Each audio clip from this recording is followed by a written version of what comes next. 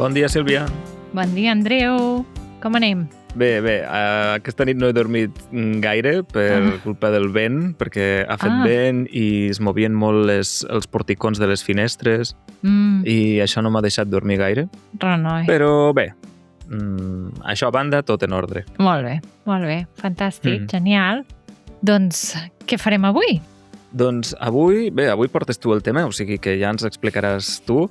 Abans d'entrar en el tema del dia, deixa'm fer només una petita correcció d'una cosa que vaig dir a l'episodi anterior, i és que vam parlar dels 2 canals de YouTube en català amb més subscriptors, que són Damaris Gelabert i El Pot Petit. Molt bé. I jo no sé per què pensava que aquests 2 projectes tenien alguna relació, que eren de la mateixa persona o alguna cosa així, que hi havia la mateixa empresa al darrere. No. Efectivament, no. Són projectes diferents, els 2 semblants en el sentit que fan cançons infantils, però són projectes independents. Sí, molt recomanable si teniu nens petits a casa perquè són unes cançons molt originals, molt actuals i estan molt bé. M'imagino que a casa vostra ara sonen una mica, no? Sí, ja fa temps que sonen, sí. Sí. D'acord. Bé, doncs feta aquesta petita correcció, passem al tema del dia. Tema del dia. Doncs avui m'agradaria parlar d'animals, perquè crec que en els 200 episodis de podcast que portem no hem parlat mai d'animals. 203 amb aquest, sí. 203, d'acord. És veritat. Jo diria que no. Així com a tema del dia, no. Per això. Doncs crec que avui és el dia de parlar sobre animals, de parlar sobre vocabulari d'aquestes paraules, i podríem començar per un tema que crec que és molt actual, són els animals de companyia, i els més comuns ara mateix són el gat o el gos.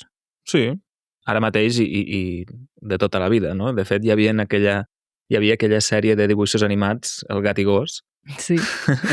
que era un gos per una banda, era un sol animal, però tenia 2 extrems, en un extrem era gos, en l'altre era gat. Doncs podríem començar parlant d'això, sobre si ets més de gat o de gos. Jo, ja sigui dit d'entrada, no tinc animals de companyia, però si hagués de triar un o l'altre, potser triaria més el gat. Ah, curiós. Bé, recordo un episodi en què tu vas dir que si mai tinguessis un animal de companyia, potser tindries un peix. Sí, totalment. Mantens aquella afirmació, veig. Mantinc l'afirmació, continua com ho vaig dir, però si em fessis triar entre gat i gos, potser triaria el gat, sí. El gat és com més independent, no? Vull dir... Doncs jo sóc més de gossos. Ja se sap perquè ho he explicat aquí moltes vegades, que tinc 2 gossos, però reconec que el vocabulari d'animals en una altra llengua pot ser un autèntic embolic. Sí, totalment. I de fet, abans de continuar amb aquest debat que havíem començat sobre si és millor tenir un gat o un gos, hem de fer una petita pausa per parlar del patrocinador d'avui, italki, que per cert té molt a veure amb això de comunicar-se, encara que sigui amb humans. Exacte. L'altre dia, precisament, a la meva classe d'italki li explicava al meu tutor que volia portar el meu gos al veterinari i no sabia com es deien algunes paraules bàsiques en alemany. És que jo crec que això és el millor d'italki, no? Que no estàs seguint un llibre de text avorrit, són classes individuals amb professors nadius on tu decideixes el tema i si vols parlar de veterinaris, parles de veterinaris. I tant, o del que vulguis. I, a més, és superflexible. Jo aquesta setmana anava de bòlit perquè, bé, molta feina, però vaig poder reservar una sessió des del sofà de casa amb els gossos al costat, literalment. Sí, és que jo el que més valoro és que pots triar el professor segons el teu pressupost i horari. En llengua catalana, per exemple, n'hi ha moltíssims i si ets com jo, que t'agrada provar abans de decidir-te, pots fer classes de prova molt econòmiques. De fet, és ideal per perdre la por de parlar, no? Que és una cosa que ens passa sovint quan comencem o sempre en el procés d'aprenentatge d'una llengua. I italki no és una aplicació on practiques amb frases estranyes, sinó una conversa real amb algú que et corregeix i t'ensenya com parlen els nadius de veritat en el seu dia a dia. Doncs si els nostres oients volen fer el pas i deixar de fer l'animal amb els idiomes, perdó per l'acudit, que dolent, tenim una oferta especial. Molt important, aneu a l'enllaç que trobareu a la descripció d'aquest episodi i, en fer la vostra primera compra, utilitzeu el codi CATALAN. Amb el codi CATALAN tindreu 5 euros de descompte en la vostra primera classe, sempre que la compra sigui de 10 euros o més. recordeu que és el codi el que activa el descompte, així que no us en oblideu. Codi català. Teniu el link a la descripció. I ara sí, Sílvia, tornem als animals. Estàvem parlant de gossos i gats, oi? Sí, jo tinc una teoria sobre per què els gats manen més que no pas els gossos. I quina és? Jo crec que és la resurrecció. Com? Ah, per allò que diuen que els gats tenen 7 vides, no? Sí, exacte. Que es creuen superiors i llavors diuen no, doncs aquí es fa el que jo vulgui. Però tu has tingut mai gossos o gats allà on vius? Sí, gossos sí que n'havíem tingut, gats sempre n'hi ha algun, però que són lliures, vull dir, no són nostres. Ja. Algú els deu haver abandonat o simplement són préstecs i són per aquí. Nosaltres també a casa, a Lleida, sempre hem tingut gossos que eren de casa, eren nostres, els cuidàvem nosaltres i això, però els gats que hi havia vivien sols, o sigui, es buscaven ells el menjar, n'hi havia molts, perquè a vegades tenien cadells i hi havia 12 gats, potser, o 13, però és això, vivien pel seu compte, de vegades desapareixien i després tornaven. Tu tindries algun gat ara que tens aquests 2 gossos? No, amb aquests 2 gossos no podria tenir gats perquè no tenen bona relació amb els gats, no? No sé què ho fa, hi ha gent que té un gos i un gat, no? Que sempre diuen que es barallen molt, però hi ha gent que funciona, no sé. Sí, depèn del gos. És que els meus són molt caçadors i veuen els gats com si fossin conills. D'acord. Saps? Per tant, no és viable. D'acord. D'acord. Doncs, quins altres animals podem trobar com animals de companyia? Doncs podem tenir, per exemple, hàmsters o cobayes, no? Sí, un els tipus conillets de rosegadors, sí. Conillets d'Índies, rates, hi ha gent que té rates. Parlem-ne, vull dir, jo crec que el hàmster per si ja és una rata, no? Llavors, potser ja és suficient, no? Sí, però això de la rata és molt cultural, perquè per nosaltres la rata és un animal molt repugnant. Per nosaltres és negatiu, no voldríem mai una rata, però, per exemple, en la cultura xinesa, la rata significa saviesa. Ah, d'acord. Mira. Si no m'equivoco. Vull dir que és un animal que té connotacions positives. D'acord. També hi ha gent que té serps com a animals de companyia. O aranyes, taràntules. O aranyes, exacte, sí, aranyes. Altres insectes, no?, que els tenen en un terraqui, que és aquest, com un aquari, no?, sigui un recipient de vidre. Sí. Per tenir-hi els insectes. Sí. Jo havia tingut també periquitos. Ah, mira, clar, els ocells, sí. No? Ocells. És típic tenir algun canari o ocellets així que canten. No? Hi ha gent que els té també per anar a competicions, no?, de cant o coses així, diria. Sí. També havia tingut tortugues. Ai, sí, les tortugues. Ui, tant. Molts amics meus tenien tortugues i hibernaven i les havien de tapar molt bé perquè, clar, els hiverns eren freds i no les podien mirar tampoc a veure com estaven, no? Les havien de tenir tapadetes allà. De fet, la meva tortuga... Jo vaig tenir 2 tortugues, una de terra i l'altra d'aigua. I la de terra es deia Margot i era una tortuga molt simpàtica, era molt bona tortuga.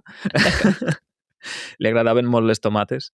Ah, mira! I malauradament va morir un any a l'hivern perquè justament va ser un hivern molt fred i la hibernació doncs, no va ser la correcta. És que és complicat, sí. En sé més d'una d'aquestes històries, sí. Una llàstima. Com has dit tu, també hi ha els conills. Hi ha gent que té conills com a mascota. Me'n recordo que un noi que venia a l'institut amb mi tenia un conill com a mascota i el tria a passejar. I a mi, només de pensar en la imatge de treure a passejar un conill... Amb corretja, no? Sí. Com si fos un gos. Exacte, com si fos un gos, sí. Hosti, saps que a Lleida una vegada, no sé si encara hi és, però hi havia un noi o una parella que tenien un cangur i el treien a passejar pels carrers. Però un cangur? O sigui, dels d'Austràlia? Sí, però era un cangur petit, era com de raça petita. Però sí, un cangur, no sé, coses estranyes que passen en aquest món. Em pensava volies dir a Lleida, perquè... A Lleida també passen coses estranyes, sí. Sí, la veritat és que la gent ara té unes mascotes, uns animals de companyia una mica estranys perquè, per exemple, s'ha posat de moda tenir alpaques. Bé, això Una llama, una alpaca. a la teva terra, al Berguedà. No, no! No sé si ho he explicat cap cop aquí al podcast, però a mi m'agradava molt veure, bueno, ara ja no ho faig, però m'agradava molt mirar vídeos d'aquests curts que sortien a Instagram d'animals, per exemple, de veure quokes o gossets de les praderies, o sigui, animalons que són molt bonics de per si, que aquí no n'hi ha, i em feia molta il·lusió, i sempre em feia gràcia, però també ho trobava molt estrany, que la gent volgués tenir com a mascota una alpaca quan no és la zona. Vull dir, per què tens un quokka en un lloc que no toca? Vull dir que no és el seu hàbitat natural, no? Jo no he vist mai cap vídeo ni ningú que tingui una alpaca com a mascota, o sigui... Sí, doncs els que més em sortien eren d'Alemanya. D'acord. Perquè sí que conec el projecte aquest de la noia, no recordo com es diu, aquesta noia que viu al Berguedà o és del Berguedà i que té un ramat d'alpaques, no? I que es va fer molt viral perquè aquesta noia doncs, també té una manera de parlar i de riure molt particular i, clar, una cosa sumada amb l'altra, doncs es va fer viral. Parlant d'Alemanya i dels conills, jo tinc una anècdota amb això, i és que quan anava a l'institut fèiem intercanvi escolar amb un institut d'Alemanya. I primer va venir l'alemany a casa meva i després hi vaig anar jo, d'acord? D'acord. Doncs quan va venir vam fer barbacoa un dia i vam fer-hi conill. Vam fer conill. D'acord. I ell no en va menjar. I ho vaig entendre després, quan vaig anar a casa seva i vaig veure que tenien conills com a mascotes. Vaja. Sí. En canvi sí que va menjar caragols. Allò no li va fer, no? Allò no li va fer cosa. No, el va tastar i va dir, està bé. Sí. Ai. La veritat és que, clar, ara estem parlant d'animals de companyia que normalment no mengem, no? Però hi ha gent que també té, doncs, xais, no? O cabrits, o porcs, o vaques, que són animals que normalment ja són més de criança. Però sí, clar, és que el conill pot ser de les dues coses. Jo també vaig tenir peixos, vam tenir diversos peixos a casa. I l'experiència va ser positiva, perquè no conec gaire gent que els hi hagi viscut gaires anys, els peixos. No, clar, és que també hem de tenir en compte una cosa, i és que quan estic parlant dels animals que vam tenir a casa, estic parlant d'una casa on hi havia 3 nens petits. D'acord. D'acord? Això ja diu molt. Sí. Perquè, clar, quan teníem peixos... Reformulo la pregunta. Van durar més d'una setmana? Sí, van durar més d'una setmana. De fet, vam tenir un peix que era... Ai, com es deien? Ara no recordo com es deien, però no sé si peix llop o peix... no sé quin tipus, però que aquests peixos només no poden conviure amb altres peixos. Han d'estar sols. Ah, d'acord. D'acord? Perquè si no s'ataquen entre si i es maten. Ah. I era un peix que la veritat és que el teníem molt ben cuidat en un aquari en bones condicions, tenia una depuradora i tot per a l'aigua, però una vegada se'n va anar la llum i quan va tornar la llum el peix s'havia mort. Apa! I no sé si és perquè es va dur un ensurt. També pot ser, perquè ho fan molt, també, això. Sí. Doncs crec que es va ser un ensurt, perquè en principi la depuradora no havia de generar cap problema. No, simplement oxigena l'aigua, no? Llavors... Sí. Déu-n'hi-do, sí, és una experiència, això de tenir animals domèstics. Necessiten molta cura, molta atenció, i de vegades potser no estem preparats, tampoc no sabem què necessiten, no?, del tot. Jo, la veritat, o sigui, no vull animals domèstics perquè és molta feina. Molta feina. Crec que la gent també de vegades agafa les mascotes sense aquesta previsió, no? De dir, a veure, tinc jo el temps per dedicar-hi? I llavors passa el que passa, no? Perquè als estius abandonen els gossos o els gats o la mascota que ells tinguessin. Sí, és veritat. És una responsabilitat molt gran. Sobretot si tens gossos, per exemple, no? Que a diferència dels gats, els gossos requereixen que els treguis a passejar entre 2 i 3 vegades al dia i això és temps, clar. Sí. Jo al final passo entre 1 hora i 1 hora i mitja cada dia passejant. Clar. És que és això, o tenen el seu espai ja pensat perquè no puguin córrer i estiguin bé, o si no te n'has d'en cuidar de veritat. Sí, sí. És per això que deies que si haguessis de triar entre gat i gos, triaries gat? Totalment. Perquè són més independents? Perquè són independents, sí. Perquè mentre se'ls hi donquis menjar, no? I els hi faiguis de tant en tant una carantonya, no? una moixaina, és suficient. Festetes, que diem a Lleida, fer festetes. Sí. Però jo he de dir, jo he tingut gats, he tingut gossos, i com un gos... perquè els gats sí que també poden ser bufons, poden ser divertits, perquè a vegades fan coses molt estranyes, però un gos et dona amor incondicional. De fet, saps la Jane Goodall, especialista en ximpanzés? Sí, amb els ximpanzés, sí. Sí, doncs l'altre dia vaig veure un vídeo on li preguntaven quin era el seu animal preferit i va dir, no, els ximpanzés no són el meu animal preferit. Li van dir, no, per què? Diu, perquè s'assemblen massa als humans. Diu, el meu animal preferit són els gossos, precisament per això, perquè el seu amor és incondicional. Fixa't tu. Molt bé, molt bé, molt bé.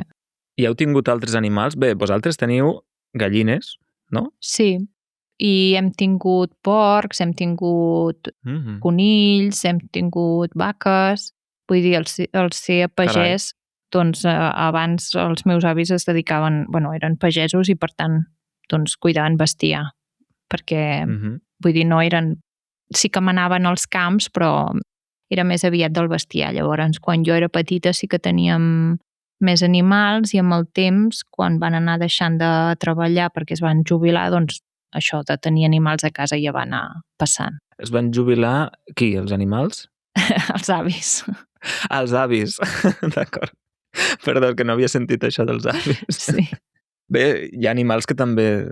No? Hi ha un moment en què no són... Sí, que ja no són més... Que es jubilen. Exacte, sí. Per exemple, les mules, que les fan servir moltes vegades per tibar els arbres quan tallen el bosc i tot això, els matxos i les mules, arriba un dia doncs, que ja el jubilen perquè ja no tenen força, no?